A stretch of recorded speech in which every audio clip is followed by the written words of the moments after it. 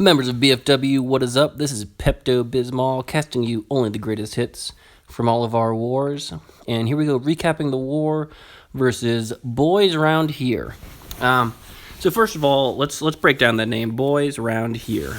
That's a terrible name.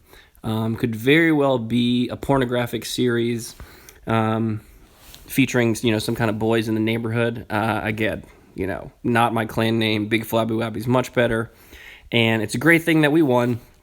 This one came down to the wire. Some great heroics by Ryan. And again, Ryan, I don't think anyone in their right mind blames you for the loss in the last war. I think you played it hard. You fought well. You had some great defenses, and it just didn't break your way at the very, very end there. But here, I think we can all definitively say that you won the war. So congratulations to our ruggedly handsome pharmacist. And let's go ahead and take a look at these last moments there. Here we go. First, before we watch Ryan's hit on Stano, let's go ahead and make fun of Special K for being an idiot.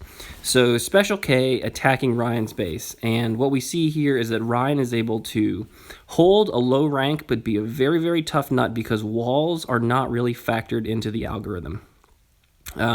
So again, I encourage you all, max walls, max heroes. If you don't know what to do, get offense, but max walls, max heroes. So I would say max walls first, max heroes second, or, those are interchangeable. And then third, always get more offense. Defensive structures are the ones that really kind of power your rank in terms of matching for clan war. I think that's what we've mostly found. Although GeForce or Ragnar, I think one of those had mentioned to me that Teslas carry very, very little weight, so usually those are fairly upgraded. All right, so Special K coming in with kind of this weird ragtag hit. He's got a bunch of different troops, couple loons. He's trying to do a queen walk, and he has very high-level heroes, so... is that a level 50 queen? Good God. Level 50 queen, level 14 warden. This is no joke. This is a real big boy hit coming in. And so we've got Ryan's defenses just absolutely wrecking face there. And again, his wall breakers walked into a giant bomb and got popped. So that's something that we really, really like to see. Okay, here we go. Main army deployment coming in. And Ryan's... CC troops just absolutely go into town. Dude's forced to pop his warden and pop the rage spell. So he's just blowing through everything he's got here.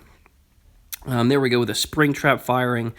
Dude pops his freeze way too early. He's nervous because once his wall breakers got taken out by that little bomb, it was game over for him. And what I would encourage you all to do is go back and look at your base pathing. When you pop wall breakers with your little bombs, it really fucks up a hit. I mean, you just think about the times that they do that to you. I know that I've set up my bombs in such an array. Oh my goodness, double giant bombs smoking all of his bowlers. And again, Ryan's base just absolutely destroying this guy. He thought he was on easy street, and then boom, bowler stack goes down. No healers left. Special K is struggling. He knows he's the last hit of the game, and he's basically lost it for his clan. This is a sight to behold. Again, team Special K is crying the tears of unfathomable sadness. And that is how we win wars. Again, offense wins games, defense wins championships. That was just a beautiful, beautiful hit to watch go completely sideways. So next, let's follow this one up with Ryan's final hit on Stano. So Ryan, with the late game heroics, absolutely being featured here because he deserves it. It's always hard to save your hit for the end. I mean, listen, team, it's always better to get your hit in, than not get your hit in under any circumstances. But Ryan is really stepping up for the team and basically just saving his hits towards the end, always cleaning up, getting those extra stars. And, this was a war where we left us a lot of stars on the table. But thankfully, we basically were able to have enough defensive stops to get this done. And, there you saw their number 3 hitting down on, our number 13. And so... I don't feel too bad for them. They F this one up all on their own. All right, so here we go, Ryan. Looks like he had a little bit of a bowler walk, flipping over into a mega queen walk. Throws the jump down for the queen. And there goes the interesting with a P.E.K.K.A double giant loadout. I think he's going P.E.K.K.A probably just to pick up that extra damage, maybe bust through some walls. right, so here we go. The bowler stack goes over to the right and circles back in. That's a huge pickup. That was a little bit lucky on the pathing there. And the dragon's still up, still causing some havoc. So if he can't deal with these CC troops, it's going to be a bit of a problem. He warded magic books through the CC. Town Hall goes down. And then there we go. He's got 2 multi-shot Infernos to deal with, so that shouldn't be too bad. There we go. Queen finally takes down the dragon, and then he's got bowlers in the core with plenty of life and plenty of healers. I think he lost his queen, which could be oh no, he's still got his queen up, so he's pretty much good to go for these remaining compartments. And what we see here is Ryan hitting up, sweeping through with a standard bowler walk. And so here, this is a guy who's overpowered on offense for sure, basically packing Town Hall 11 offense with a nasty, good, but low algorithmic hit base with mostly walls. Again, Ryan, Joe Pavo, all those guys really do work for us every war and are probably the reason that we win.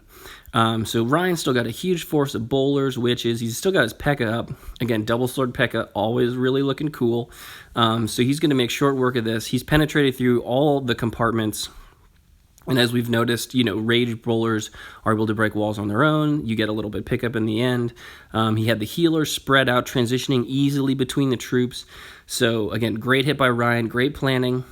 His bowlers went down early in the bowler walk, but it doesn't matter because he was able to transition them over to his queen and then transition them back onto his army. So, again, great play all around.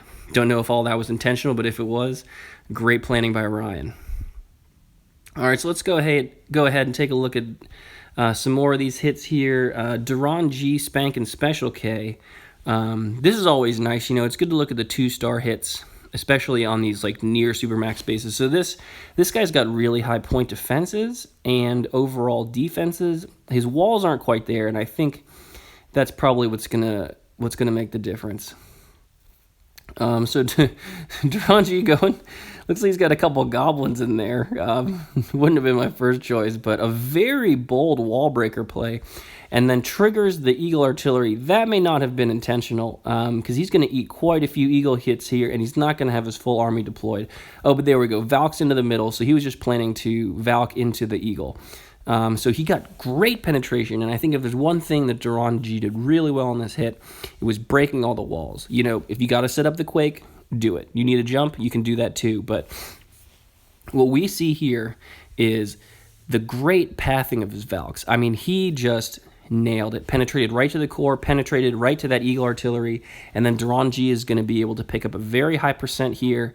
He went with Golem and P.E.K.K.A. instead of the healers, but his Queen's able to do a lot of damage anyway. And, if you don't have the Queen Walk in your toolkit, cultivate it, build up that skill. I think it's almost a necessity at this point, but there are ways around it. And what we've seen is that Duran G is absolutely able to compensate for the no Queen Walk here with a bunch of other great plays. And great 2-star there. Special K basically lost the war for his team, so let's make fun of him as much as possible. Halby effing it up. Ezekiel being pissed about pathing. Hello. Halby with the highest 3-star, always going to get featured there.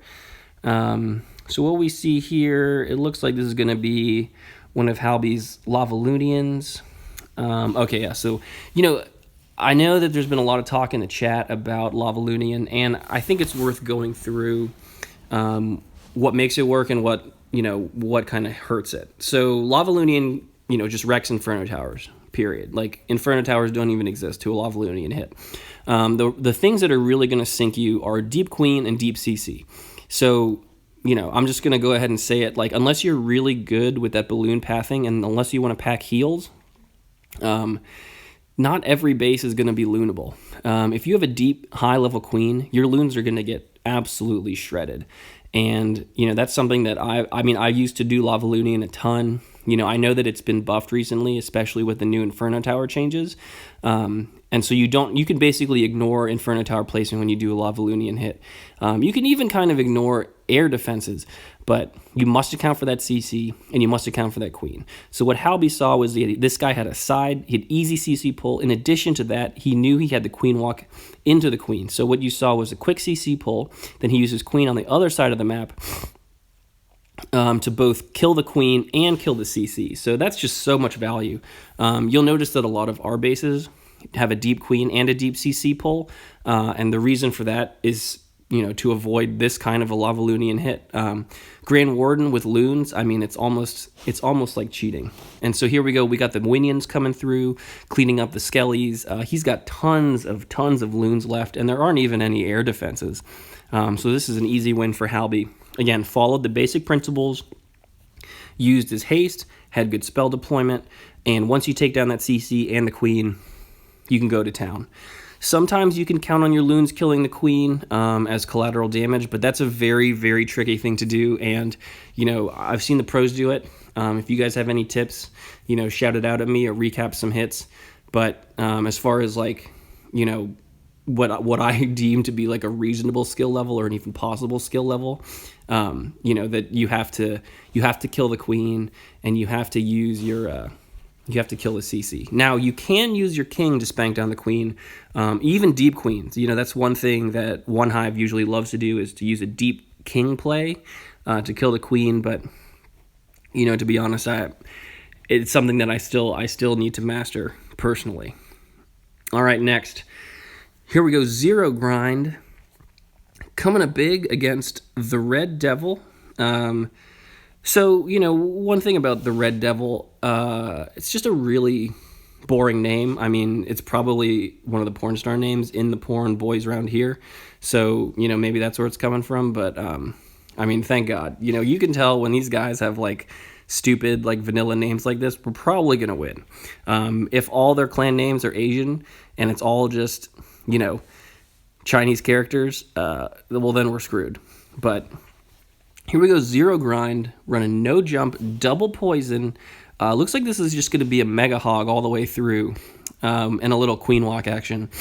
So he uses his queen to get the CC pull, which is great, and uses, looks like he's got a couple bowlers in the CC there. So this is nice. He's got a little hit squad here to take out the Inferno Towers and kind of take out all the things that are pretty dangerous to the hogs. He gets good transition. Oh, great transition right there. I don't know if that was intentional, but that was really well done. And then look at that spread hog deployment. I think that we don't say enough about this. Spread hog deployment, spread loon deployment. I think they're both totally viable. They're kind of a very tricky technique to do. Oh, look at that, heals through the double giant bomb. Really nice there, Zero Grind. I think you're just firing on all cylinders on this hit. You made some really deft plays there. Yeah, great heal spread, great heal anticipation. That was really good. But getting back to the idea of the spread hogs, I think that if you can do a 3-tap with each hog for each point defense, that's kind of the ideal. And, same thing with loons. Again, Halby kind of does this with his loons. I usually just do a click and drag to try to get an even penetration across, but both loon and hog deployment can make or break a hit. And I think Zero Grind was really anticipating his hog pathing throughout this hit, and it just went really, really well. So he anticipated the hog pathing, he anticipated the bombs, anticipated the heals, and, basically had a great hit. I mean, this one fired on all cylinders. You can tell because he's got basically his entire hog army left and his queen. So again, great job there, Zero Grind. We'll spare everyone you just taking down that dark elixir. Ooh, giant bomb, but doesn't matter. He's got too much heat left over.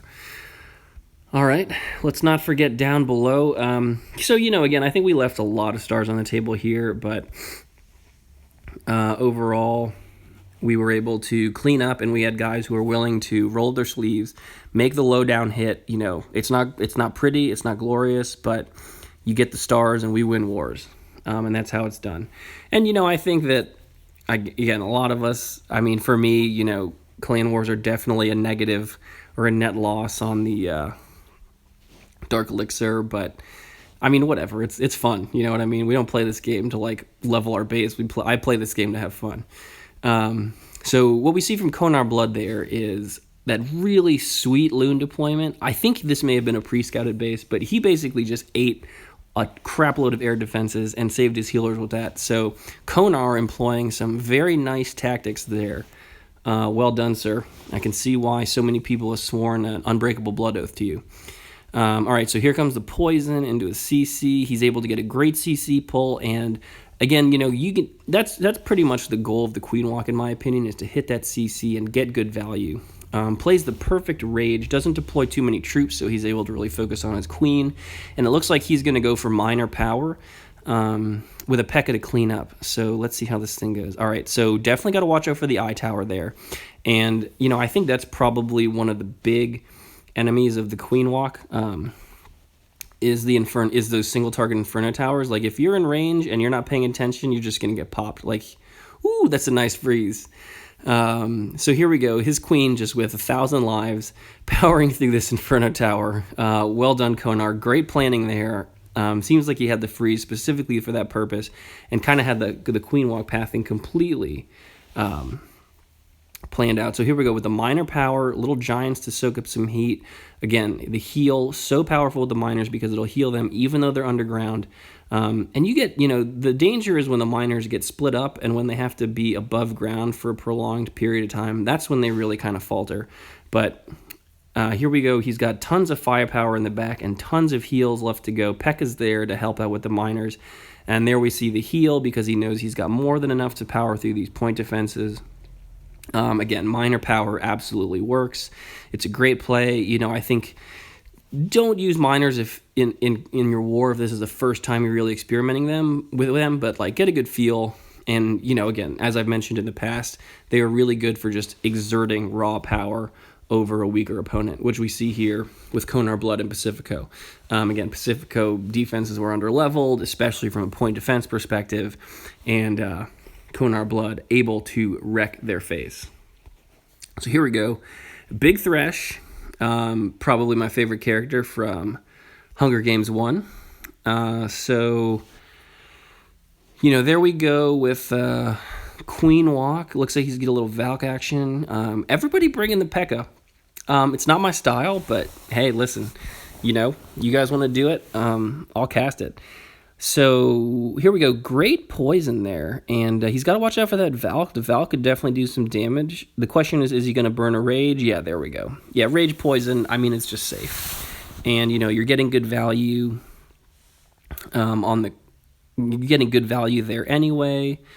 Interesting. He's going with the clone.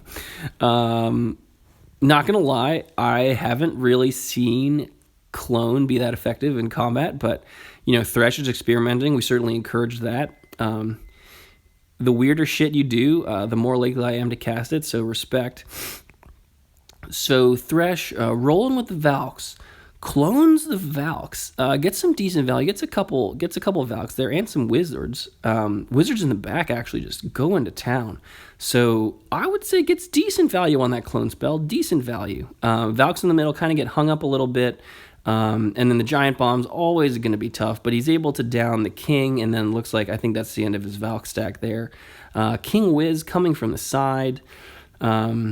Yeah, you can tell Feather Gauntlet's got some pretty decent trap placement there, but P.E.K.K.A.'s going to work at the top. He's still got his queen and king and most of his healers.